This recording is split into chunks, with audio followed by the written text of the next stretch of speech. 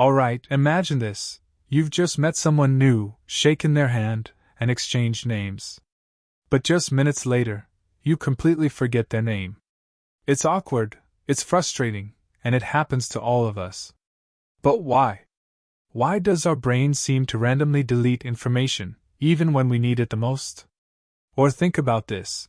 You studied for hours before an important test, only to completely blank out when you see the first question. And yet you somehow remember a random song lyric from 5 years ago like it was yesterday. Our memory is weird. Sometimes, we can recall tiny details from childhood, but we can't even remember where we put our keys 5 minutes ago. So, what's going on?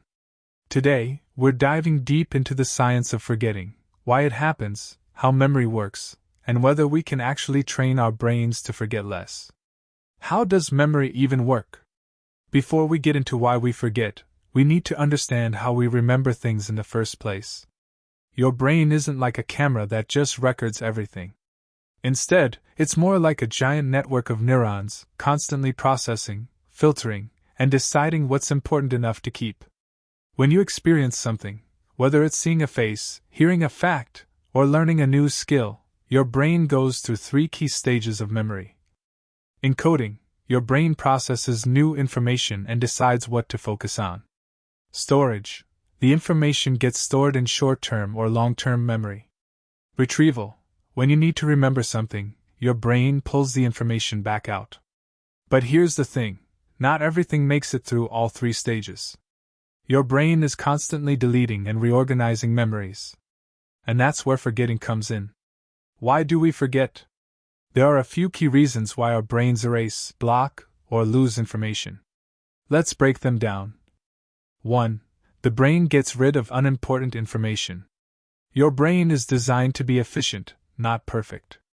It doesn't store every single detail because that would overload your mind with unnecessary data. Think about it. Do you really need to remember what you ate for lunch 2 weeks ago? Probably not. So, your brain automatically clears out things that don't seem useful. This is called memory pruning, and it's actually a good thing. If we remembered everything, we'd struggle to focus on what actually matters. Memories fade over time, the forgetting curve. Ever noticed how the longer you go without thinking about something, the harder it is to remember? That's because of something called the Ebbinghaus forgetting curve. In the late 1800s, a psychologist named Hermann Ebbinghaus discovered that memories naturally fade over time. If you don't review or use information, you lose about 50% of it within a day, and almost 90% of it within a week. This is why cramming for a test doesn't work long term.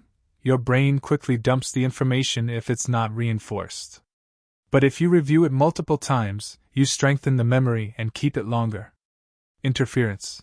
When memories get mixed up. Ever learned something new, only to have it mess with an old memory? This is called interference, and it happens in 2 ways. Proactive interference. When old memories block new ones. Example, you keep typing your old password instead of your new one. Retroactive interference. When new memories erase old ones. Example, you learn a new language and start forgetting words in your first language. Our brain is constantly rewiring itself, and sometimes, old and new information clash, causing us to forget one or the other. Stress and anxiety, the blank mind effect. Ever walked into an exam, saw the first question, and completely blanked out? It's not because you didn't know the answer, it's because stress shut down your memory recall.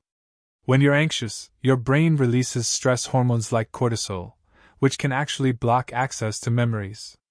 That's why in high-pressure situations, you sometimes forget things you know perfectly well. The brain's save-over feature, memory distortion. Here's something crazy, memories change over time. Every time you recall a memory, your brain rewrites it slightly before storing it again. This means your memories are not perfect snapshots. They get distorted, altered, and even completely rewritten over time. Sometimes, false memories can replace real ones. This is why 2 people can remember the same event differently. Their brains have edited their memories over time. Can we improve our memory and forget less? Yes. Even though forgetting is natural, there are ways to train your brain to remember better. Here's how. Spaced repetition. Instead of cramming, review information multiple times over days or weeks. This helps strengthen your memory. Mnemonic devices. Using acronyms, rhymes, or associations makes it easier to store and retrieve information.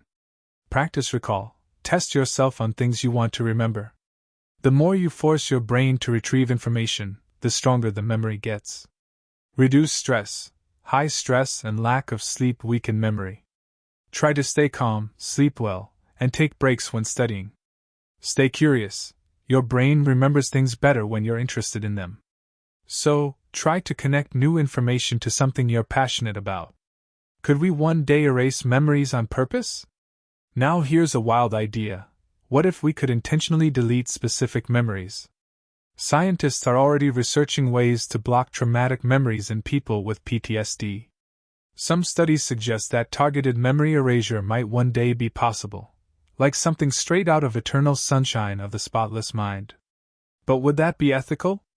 What if we erase too much? Would it change our identity? Right now, it's still science fiction, but in the future, we might be able to control what we remember and what we forget. Can we remember everything? The limits of memory. So, if forgetting is natural, does that mean it's impossible to remember everything? Could someone train their brain to have a perfect memory? Well, believe it or not, some people already have something close to this ability. Hyperthymesia, the people who never forget. There are rare individuals with a condition called hyperthymesia, also known as highly superior autobiographical memory, HSAM.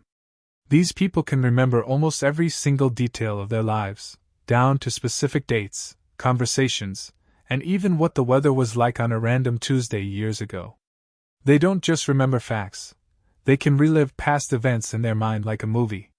While this might sound like a superpower, it actually comes with downsides.